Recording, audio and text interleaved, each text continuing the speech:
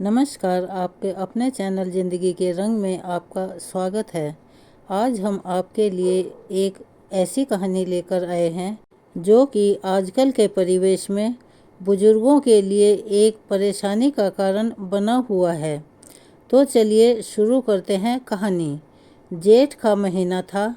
बाहर का मौसम आग उगल रहा था। लू के थपेड़ों से बुरा हाल था, लेकिन बिना पंखे बिना कूलर के आनंद जी अपने आंगन में पड़ी हुई चारपाई पर लेटे हुए आसमान को निहार रहे थे। वे अपनी स्वर्गवासी पत्नी को याद करते हुए लगातार आंसू बहा रहे थे।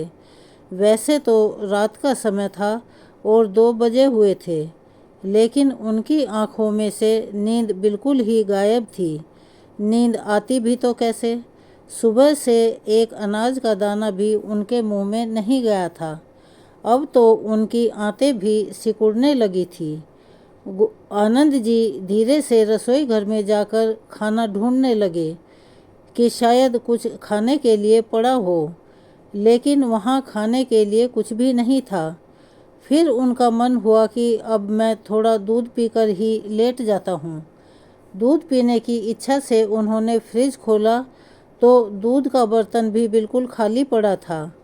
बड़े परेशान मन से आनंद जी एक गिलास पानी पीकर वापस चारपाई पर आकर लेट गए, लेकिन गर्मी इतनी ज़्यादा थी और दूसरे उन्हें भूख ने भी परेशान किया हुआ था। बस वो सोने की बजाय इधर उधर करवट बदल रहे थे और इंतज़ार कर रहे थे कि कब सुबह हो और कब बहू उन्हें खाने के लिए कुछ दे। आनंद जी के कमरे में पंखा भी नहीं था, जिस कारण वह आंगन में चारपाई पर सोते थे। वहीं दूसरी ओर उनके बेटा बहू अपने कमरे में एसी चलाकर बड़े ही सुकून शांति से सो रहे थे। दरअसल कल रात को बेटा बहू अपने किसी दोस्त की शादी में गए हुए थे और रात को वहीं से खाना खाकर लौटे थे। आनंद जी के लिए उनकी बहू ने सुबह की बची हुई 2 बासी रोटियां रख दी और बड़े ही रूखे स्वर में अपने ससुर से कहा कि चाय बनाकर उसके साथ यह रोटियां खा लेना। ज़्यादातर ऐसा ही होता था। उनकी बहू रात की बची हुई रोटियां आनंद जी को खाने में दे दिया करती थी और अब तो आनंद जी को इस चीज़ की आदत भी पड़ चुकी थी। बहू के कहने पर उन्होंने चुपचाप हाँ में सिर हिला दिया और बेटा बहू शादी की दावत खाने चले गए। रात के समय जब आनंद जी को भूख लगी तो खाना लेने के लिए वह रसोई में गए, लेकिन जैसे ही रोटी निकालने के लिए उन्होंने डब्बा खोला तो देखा कि रोटी में से बदबू आ रही थी और उस पर फफूंदी लगी हुई थी। लेकिन उन्हें उस समय बहुत ही ज़ोर से भूख लगी हुई थी। उन्होंने इधर उधर नज़र दौड़ाई तो खाने को कुछ भी नहीं दिखा। रात के करीब 12 बजे बेटा बहू शादी से घर वापस लौटे, लेकिन आनंद जी की इतनी हिम्मत नहीं हो रही थी कि वह अपनी बहू को इस समय खाना बनाने के लिए कहे। इसीलिए वो चुपचाप अपनी चारपाई पर लेटे रहे और बेटा बहू अपने कमरे में सोने के लिए चले गए। लेकिन जैसे जैसे रात बीत रही थी, आनंद जी की भूख भी बढ़ती जा रही थी। भूख से तड़पते हुए उनकी आंख लग गई और सुबह जब कुकर की सीटी बजी तो कुकर की सीटी बजने के साथ ही उनकी आंख खुली। चारपाई से उठकर उन्होंने देखा तो उनकी बहू रसोई घर में खाना बना रही थी। खाने की खुशबू से आनंद जी की भूख और भी ज़्यादा तेज हो गई। दिल को एक संतुष्टि भी मिली कि चलो अब थोड़ी ही देर में उन्हें ताज़ा और स्वादिष्ट खाना खाने को मिल जाएगा। वह यह सोच ही रहे थे कि उसी समय उनके कानों में एक बड़ी कड़वाहट भरी हुई कड़कती जोरदार आवाज़ आई और वे अंदर तक कांप गए। कितनी देर लगा दी आपने उठने में? इतनी देर तक भी कोई सोता है क्या? आनंद जी ने अपनी बहू की ओर देखा तो गरम चाय का प्याला आनंद जी के हाथ में थमाते हुए बोली, जल्दी से यह चाय पीजिए और घर के काम में मेरी मदद करवा दीजिए। 2 दिन के मैले कपड़े पड़े हुए हैं, उन्हें आप धो दीजिए और छत पर सूखने के लिए डाल देना। और जब यह काम हो जाए तो सारे घर की झाड़ पोंछ भी करनी है। और हाँ, जरा तेजी से हाथ चलाना, घर पर मेरे मायके वाले आने वाले हैं, इसीलिए मैं खाना तैयार कर रही हूँ। उनके आने से पहले सारा काम निपट जाना चाहिए। एक के बाद एक बहू बातें बोलती जा रही थी, लेकिन रात से भूखे आनंद जी बहू के आगे अपना मुंह तक नहीं खोल पा रहे थे। एक कप चाय पीकर ही अपने आप को उन्होंने दिलासा दिया और बाथरूम में रखे कपड़े धोने के लिए चले गए। बुढ़ापे और कमजोरी के कारण उनसे अब इतना काम नहीं किया जाता था, परंतु वह मजबूर थे। करते भी तो क्या करते। सारा काम करने के बाद आनंद जी बहुत ही ज़्यादा थक गए थे और हाँफते हुए अपनी बहू के पास आए और बोले, बेटा, घर का सारा काम तो मैंने कर दिया है, अब मुझे बहुत ज़ोर से भूख लगी है। कल से मैंने कुछ नहीं खाया। रात को जो रोटियां तुम खाने के लिए रख कर गई थी, सुबह से बनी होने के कारण गर्मी बहुत ज़्यादा है, उन रोटियों में से बदबू आ रही थी, इसीलिए मैं उन रोटियों को भी नहीं खा पाया। तभी बहू ने बड़े तपाक से उत्तर दिया, अच्छा, आप कहना क्या चाहते हैं? क्या मैं आपको बासी रोटियां देती हूँ? हे भगवान, अब यह इल्ज़ाम भी मुझ पर ही लगाना बाकी रह गया था। मुझ पर शर्म नहीं आती आपको ऐसा झूठ बोलते हुए? मेरी एक बात कान खोल कर सुन लो, जब तक मेरे मायके वाले आकर खाना नहीं खा लेते, तब तक मैं आपको कुछ नहीं देने वाली। अरे, अगर खाना कम पड़ गया तो कुछ बच गया तो मैं आपको बाद में दे दूंगी। अब यहाँ मेरे सर पर खड़े मत रहिए। ऐसा कहते हुए बहू ने आनंद जी के हाथ में एक बिस्किट का पैकेट थमा दिया और बोली, अपने कमरे में जाकर इन्हें खा लेना, और जब तक मेरे मायके वाले आकर चले नहीं जाते तब तक वहीं बैठे रहना। इधर उधर घूमने की कोई ज़रूरत नहीं है, उनके सामने बिल्कुल मत निकलना। और हाँ, आंगन में से अपनी चारपाई भी उठा लेना। मेरे घर को कबाड़ खाना बनाकर रखा हुआ है। आनंद जी का मन तो बहुत हुआ कि अपनी बहू की कड़वी बातों का मुंहतोड़ जवाब दें, लेकिन फिर उन्होंने यह सोचकर अपने आप को कंट्रोल कर लिया कि बेटे के आते ही बहू हंगामा खड़ा कर देगी और उनका बेटा भी बहू की बातों में आकर फिर से उन्हें वृद्धा आश्रम छोड़कर आने की धमकी देने लगेगा। जब से बेटे की शादी हुई है, उसने अपने बूढ़े बाप की तकलीफ़ों की तरफ कभी अपनी नज़र घुमाकर देखा ही नहीं है। वह तो सिर्फ अपनी पत्नी की ही बातें सुनता है। इसीलिए आनंद जी ने चुपचाप चारपाई उठाकर अपने कमरे में रख दी और वहीं जाकर बैठ गए। सोचने लगे कि कितने मंदिरों में माथा टेका था, कितनी मन्नतें मांगी थी, तब जाकर हमारा बेटा हमें मिला था, और हम लोग तो यही सोचते थे कि यह बेटा बुढ़ापे में हमारा सहारा बनेगा, लेकिन उसे अपनी पत्नी के अलावा ना तो कुछ दिखाई देता है और ना ही उसकी कही हुई बातों के अलावा कुछ सुनाई देता है। कभी एक पल का समय निकालकर भी मेरे पास नहीं बैठता और इतना तक नहीं पूछता कि पिताजी, आपकी तबीयत कैसी है, आपने खाना खाया या नहीं खाया। अब तो जब भी मुंह से कुछ बोलता है बस आग ही उगलता है। बेटा बहू जब भी मुझसे बात करते हैं तो ऐसा लगता है कि जैसे वे अभी मुझे खा जाएंगे। क्या कुछ नहीं किया मैंने अपने बेटे के लिए? अरे, था ही क्या मेरे पास? सिर्फ 2 कमरों का घर और एक छोटी सी खिलौनों की दुकान। लेकिन मैंने अपने मन में सोच लिया था कि मैं अपने बेटे के लिए एक बड़ा कारोबार खड़ा करूँगा। इसीलिए उसके होने के बाद मैंने दिन रात दुगनी मेहनत की और लगातार 10 साल की मेहनत से एक छोटी सी दुकान शोरूम में तब्दील हो गई। उसके लिए बड़ा सा घर बनवाया और व्यापार की एक एक बारीकी उसे सिखाई, जिसके कारण आज वह एक अच्छा व्यापारी बना हुआ है।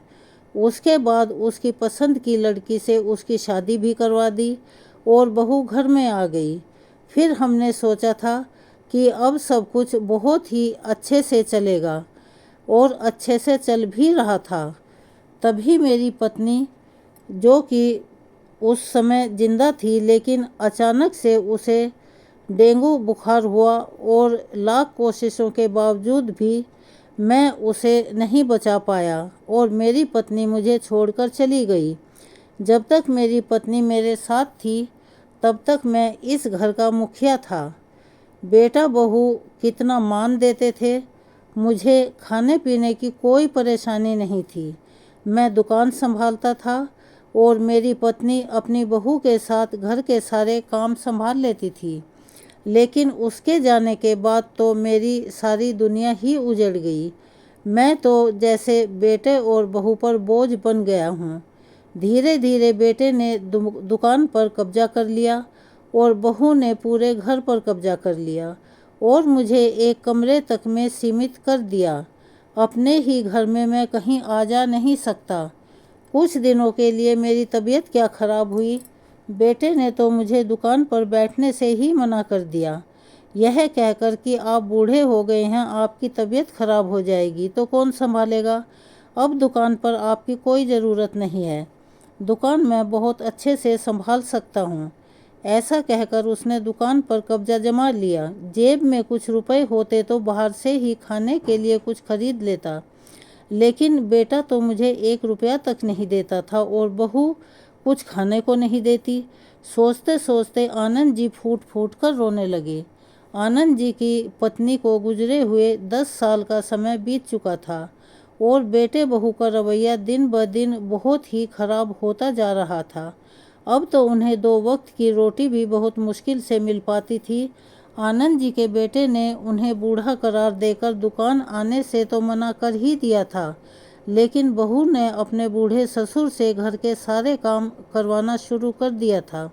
घर की साफ सफाई, झूठे बर्तन और कपड़े तक उनकी बहू उनसे धुलवा रही थी और यदि वे कुछ कहते हैं तो घर में कलह कलेश का तांडव शुरू हो जाता है। घर में कलेश ना हो इसीलिए आनंद जी हमेशा चुप रहते हैं और सारा घर का काम बिल्कुल चुपचाप करते रहते हैं।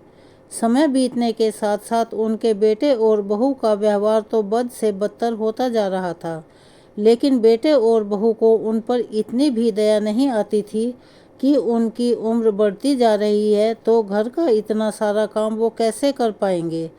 आनंद जी का एक पोता भी है जो इंजीनियरिंग की पढ़ाई करने के लिए विदेश गया हुआ है। जब उनका पोता छोटा था तब आनंद जी अक्सर उसके साथ खेल कूद किया करते थे और उनके पोते अजय को भी अपने दादाजी के साथ घूमना फिरना और खेलना बहुत अच्छा लगता था।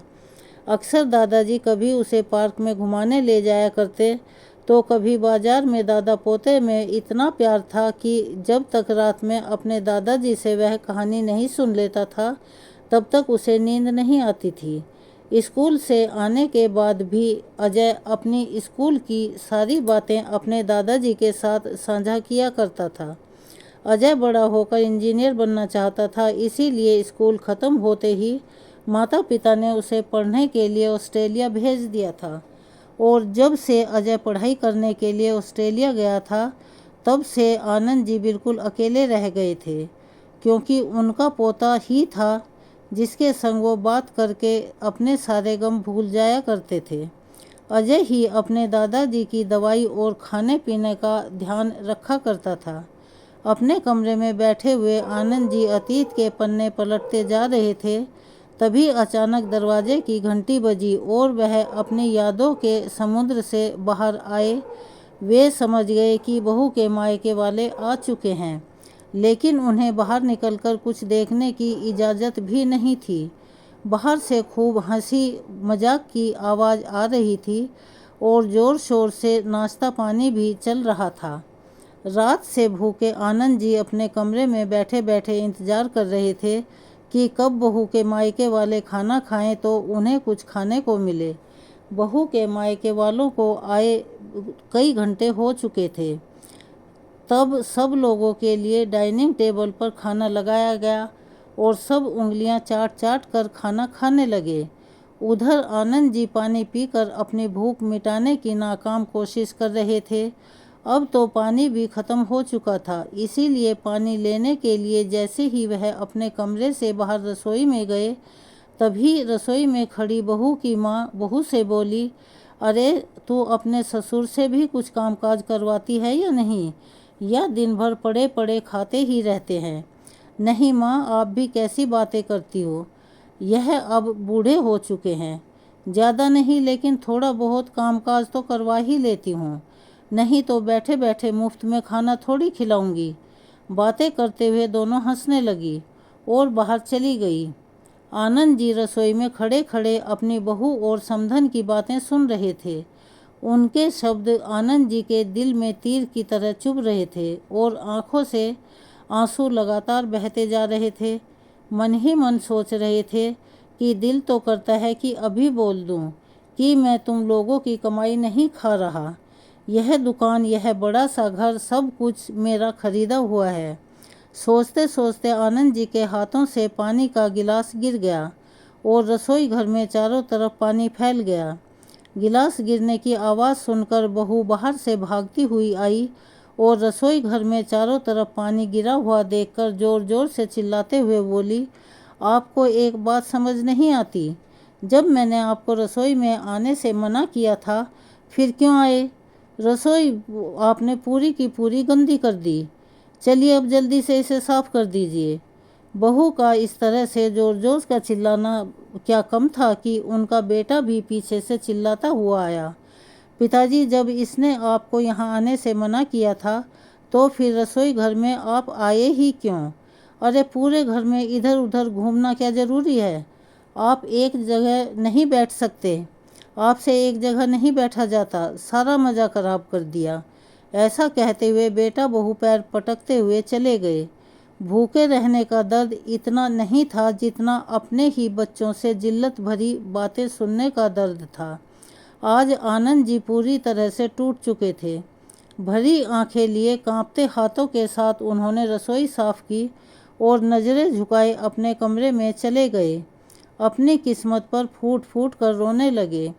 खाना खाने के बाद सभी लोग चले गए और आनंद जी अभी तक अपने खाने का इंतज़ार कर रहे थे कि अब तो सबने खाना खा लिया है, बहू कुछ खाने को दे देगी। लेकिन बहू तो रसोई बंद करके अपने कमरे में जाकर लेट गई। आनंद जी बहू को आवाज़ देते हुए बोले, बेटा कुछ खाने को दे दो, बहुत भूख लगी है। तो बेटा बहू दोनों ही गुस्से में चिल्लाते हुए बोले, मेहमानों के सामने हमारी बेइज्जती क्यों कर रहे हो। आज आपको खाने को कुछ नहीं मिलेगा। अगर चुपचाप इस घर में रहना है तो रहो, नहीं तो इस घर से निकल जाओ। हमें आपकी कोई ज़रूरत नहीं है। अपने बेटे की यह बातें सुनकर आनंद जी अंदर तक पूरी तरह हिल गए थे। उन्हें समझ में नहीं आ रहा था कि करें तो क्या करें, कहाँ जाएं। लेकिन अब यह अपमान भी उनसे बर्दाश्त नहीं हो रहा था। बैठे बैठे उन्हें कुछ याद आया और उन्होंने अपना संदूक खोला। संदूक में उनके पुराने पर्स में कुछ पैसे रखे हुए थे। वह पैसे निकालकर उन्होंने अपनी जेब में डाले और अपनी छड़ी उठाकर बाहर की ओर चल दिए। बेटे बहू ने उन्हें जाते हुए देखा, लेकिन किसी ने रोककर इतना नहीं पूछा कि पिताजी आप इस समय कहाँ जा रहे हैं। आनंद जी की जेब में कुल मिलाकर 100 रुपये पड़े थे। चलते हुए वह सोचते जा रहे थे कि इन 100 से वे क्या कर सकते हैं। भूख भी बड़े जोरों की लगी थी, इसीलिए उन्होंने सबसे पहले 50 रुपये से एक छोटे से ढाबे पर खाना खाया और पेट की भूख शांत की। आनंद जी शुरू से ही एक सफल व्यापारी थे। वो शरीर से बूढ़े हो चुके थे, लेकिन उनका दिमाग अब भी एक बिजनेसमैन वाला ही था। बाकी के बचे 50 रुपये हाथ में लेकर सोचने लगे कि ऐसा मैं क्या काम करूं जिससे कि मुझे कभी भी भूखे पेट ना सोना पड़े। बहुत सोच विचार के बाद उनके दिमाग में एक बात आई। उन्होंने बचे हुए पैसों से कुछ चिप्स के पैकेट खरीदे और एयरपोर्ट के बाहर जाकर आने जाने वालों को चिप्स बेचने के लिए खड़े हो गए। काफ़ी देर तक चिप्स खरीदने के लिए कोई नहीं आया। गर्मी में खड़े खड़े वह पसीने से भीग रहे थे, लेकिन फिर भी उन्होंने हौसला बनाए रखा। धीरे धीरे उनके चिप्स के पैकेट बिकने लगे और शाम होने तक सारे चिप्स के पैकेट बिक गए। उन्हें 50 रुपये का फ़ायदा भी हो गया।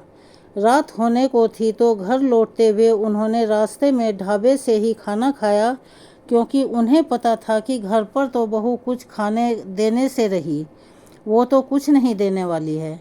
इसीलिए खाना खाकर वह घर लौट आए। अब हर रोज़ आनंद जी ऐसा ही करने लगे।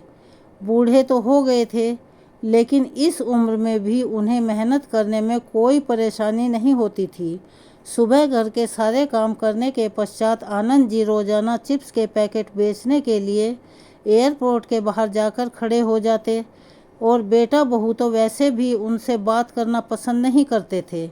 इसीलिए वह भी उनसे कभी ये नहीं पूछते थे कि आप इतने समय के लिए कहाँ जाते हैं।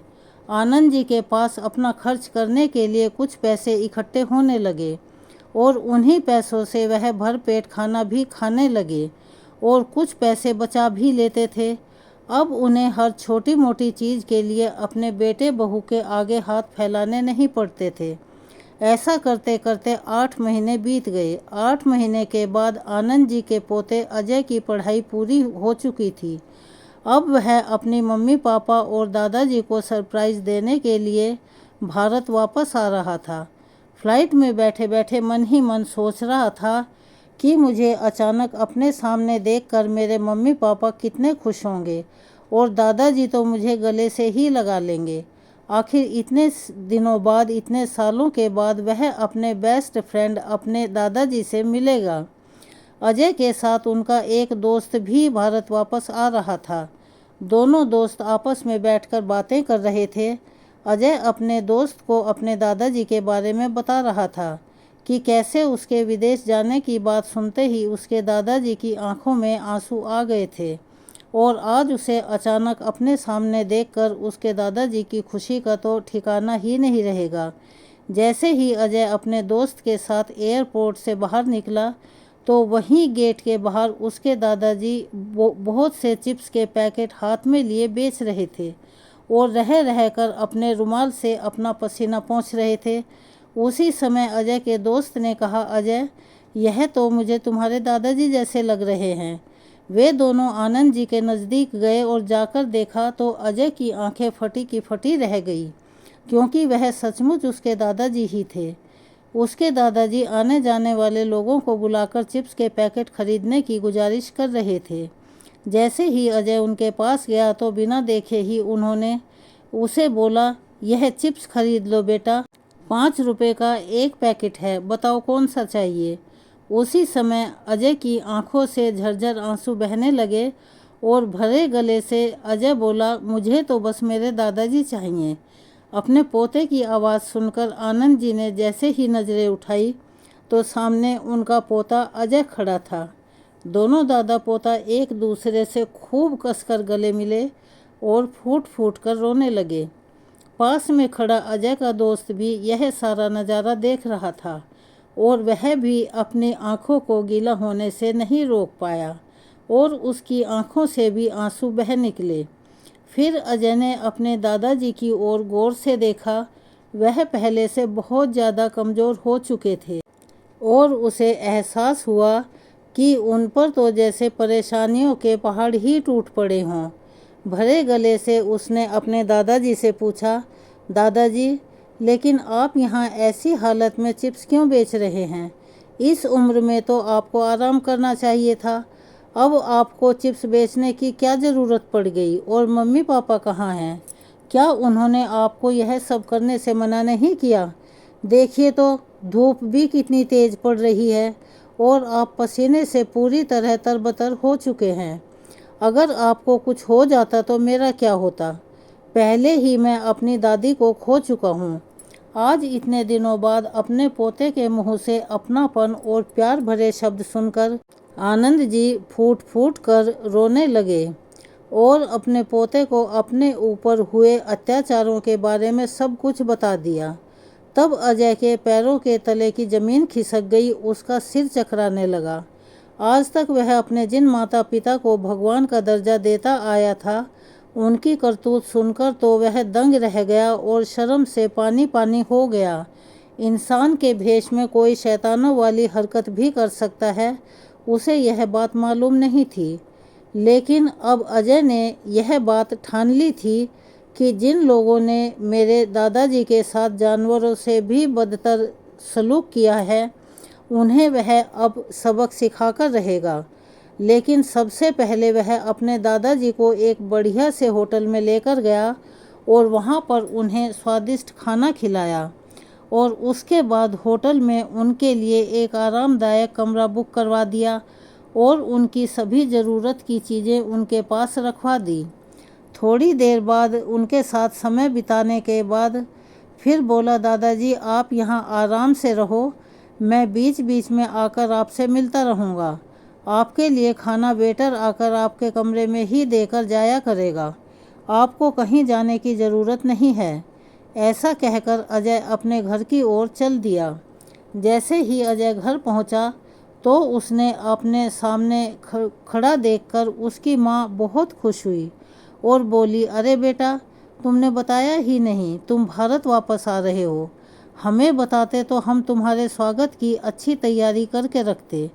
अजय अपनी माँ की आंखों में आंखें डालते हुए बहुत ही गंभीर स्वर में बोला, लेकिन अगर मैं पहले बता देता तो मैं वह सब कैसे देखता जो मैंने आज अपनी आंखों से देखा है। तभी उसकी माँ ने जल्दी से अपने पति को आवाज़ लगाते हुए कहा, अजी देखिए तो हमारा बेटा आया है, कुछ ही सालों में कितना बड़ा हो गया है। आंखों में खुशी के आंसू लिए जैसे ही उसकी माँ अपने बेटे को गले लगाने लगी तभी अजय ने अपनी माँ का हाथ पीछे झटक दिया और बोला, माँ पहले मुझे यह बताओ कि दादाजी कहाँ हैं, वह घर में नज़र क्यों नहीं आ रहे हैं।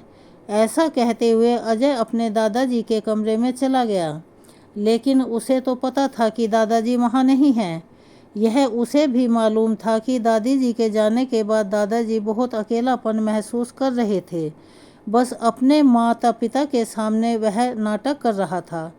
तभी उसकी माँ घबराई सी उसके पीछे पीछे आ गई और एक लज्जित सी हंसी लिए बोली, अरे बेटा तुझे तो मालूम है तेरे दादाजी कुछ काम धाम तो करते नहीं हैं, बस सारा दिन खाते पीते रहते हैं और अपने कमरे में पड़े पड़े बोर होते रहते हैं। इसीलिए हमने ही उनसे कहा था कि कभी कभार बाहर घूमने के लिए चले जाया करो, नहीं तो आपकी हड्डियां जाम हो जाएंगी। अजय ने माँ के मुंह से ऐसी बातें सुनी और वह हैरानी से उसका मुंह देखने लगा। उसकी हैरानी का ठिकाना नहीं था। सुबह से रात हो चुकी थी, लेकिन आनंद जी अभी तक घर नहीं लौटे थे। तब अजय ने अपने पिता से पूछा, पापा दादाजी अभी तक घर क्यों नहीं आए हैं? क्या आपको उन्होंने कुछ नहीं बताया कि वह कहाँ जा रहे हैं? अरे बेटा कभी कभी तेरे दादाजी अपने दोस्त के घर चले जाते हैं तो वहीं पर एक दो दिन लगा देते हैं, चिंता करने की कोई ज़रूरत नहीं है। रात बहुत हो चुकी थी, अब तुम अपने कमरे में जाकर सो जाओ। अगले दिन सुबह अजय तैयार होकर अपने दादाजी से मिलने होटल निकल गया और वहीं बैठकर उनके साथ खाना खाया और अपने दादाजी को हिम्मत देते हुए बोला, दादाजी आप बिल्कुल भी चिंता मत करो, जल्दी ही सब ठीक हो जाएगा। उसके बाद अजय अपने दादाजी को लेकर घर पहुंचा तो उनके बेटा बहू उन दोनों को एक साथ देखकर हक्के बक्के रह गए। तभी उसकी माँ ने हड़बड़ाते हुए अपने बेटे से पूछा, अरे बेटा तुम्हें दादाजी कहाँ मिले? तो अजय अपने चेहरे पर नफरत लिए अपनी माँ की ओर देखते हुए बोला, आपने तो मुझे सही ढंग से बताया नहीं कि दादाजी कहाँ गए हैं, लेकिन मैंने अपने दादाजी को ढूंढ ही लिया। तो बेटे की बात सुनकर दोनों माता पिता उससे नज़रें चुराने लगे। अजय बोला, शर्म आती है मुझे आप दोनों को अपने माता पिता कहते हुए। कितने एहसान फरामोश लोग हैं आप लोग। झूठ पर झूठ बोलते जा रहे थे। क्या आप जानते हैं कि कल मैंने एयरपोर्ट के बाहर अपने दादाजी को चिप्स के पैकेट बेचते हुए देखा है। अगर मैंने यह सब ना देखा होता तो मेरे सामने आपकी हकीकत कभी नहीं आती। अरे कहाँ जाता है कि महिलाएं नरम दिल की होती हैं, लेकिन आप एक औरत होकर अपने पिता समान इंसान के साथ ऐसा व्यवहार कैसे कर सकती हैं? और पापा आपने तो अपने पिता को सताकर आपको नर्क में भी जगह नहीं मिलेगी। एक बेटा होते हुए आप अपने बूढ़े पिता की तकलीफ़ नहीं समझ पाए। कल को अगर यही सलूक मैं आप दोनों के साथ करूँगा तो आपको कैसा लगेगा? और आप शायद यह भूल गए थे कि यह बड़ा सा घर और दुकान जिस पर आप लोग कब्जा करके बैठे हो, वह सब मेरे दादाजी का ही है। अपने उन्हीं पिता को आपने रात की बची हुई सूखी रोटियां खिलाई, उनके कमरे में एक पंखा तक नहीं लगवाया। अरे ऐसा सलूक तो कोई अपने घर के नौकर के साथ भी नहीं करता, जैसा आपने अपने पिता के साथ किया है। इस बात की सज़ा तो आपको मिलनी ही चाहिए। उसी समय पुलिस इंस्पेक्टर घर पर पहुंच गया। तभी अजय बोला, यहाँ आने से पहले हमने आप दोनों के खिलाफ पुलिस स्टेशन में रिपोर्ट दर्ज करवा दी थी।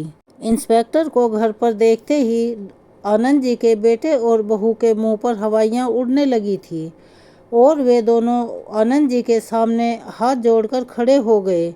कहने लगे, हमें माफ़ कर दीजिए पिताजी, हमसे बहुत बड़ी भूल हो गई, आइंदा ऐसा कभी नहीं होगा। उसी समय एक ज़ोरदार चटाक की आवाज़ आई और अपने गाल पर पड़े तमाचे के कारण बेटा ज़मीन पर गिर गया। तभी आनंद जी बोले, अरे ऐसी औलाद से तो बे औलाद रहना ज़्यादा बेहतर था। इन दोनों को ले जाइए इंस्पेक्टर साहब। पिता के मुंह से यह बात सुनते ही वह दोनों माफ़ी के लिए गिड़गिड़ाने लगे। जैसे ही पुलिस वाले उन्हें ज़बरदस्ती बाहर की ओर लेकर जाने लगे, तभी आनंद जी ने देखा कि उनके पोते अजय की आंखों में आंसू थे। उसी समय वे एकदम से बोले, इंस्पेक्टर साहब, मैं अपनी कंप्लेंट वापस लेता हूँ, इन दोनों को छोड़ दीजिए। उसके बाद इंस्पेक्टर ने आनंद जी के बेटे और बहू को चेतावनी देते हुए कहा, बुढ़ापा तो एक ऐसी अवस्था है, वो सभी को आना है। आज आपके पिताजी बूढ़े हुए हैं, कल आप लोग भी बूढ़े होंगे और जैसा आप इनके साथ करेंगे वैसा ही आपका बेटा आपके साथ करेगा। यह बात हमेशा याद रखना, जैसी करनी वैसी भरनी। यह कहकर इंस्पेक्टर साहब चले गए और अजय अपने दादाजी के गले लगा हुआ। उस दिन के बाद गोविंद जी के बेटा बहू उन्हें बहुत अच्छे से रखने लगे। उनकी हर छोटी से छोटी ज़रूरत और खाने पीने का ध्यान वह बहुत अच्छे से रख रहे थे। अब आनंद जी अपने घर पर बहुत ही शांति से रहते थे और हर पल अपने पोते को दिल से आशीर्वाद देते थे। तो दोस्तों, यह कहानी जो हमने आपको सुनाई, ये आज के समय की एक कड़वी सच्चाई है। हर बूढ़े माता पिता के साथ हर घर में ऐसा ही व्यवहार हो रहा है। आप सभी से अनुरोध है कि अपने माता पिता को, जिन्होंने पूरी उम्र धूप में, बारिश में, ठंड में रहकर और अपने बिसात से ज़्यादा मेहनत करके आपको पढ़ाया लिखाया है, बड़ा किया है, उनकी कदर करें और उन्हें मान सम्मान दें, क्योंकि कल आपको भी इसी स्थिति में खड़े होना है।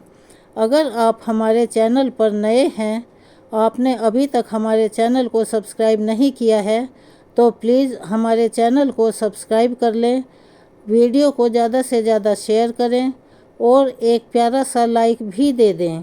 कमेंट बॉक्स में अपने माता पिता के प्रति जो भी सम्मानजनक आप चीज़ यूज़ करना चाहते हैं वो ज़रूर लिखें और हमें अपना सहयोग देते रहें।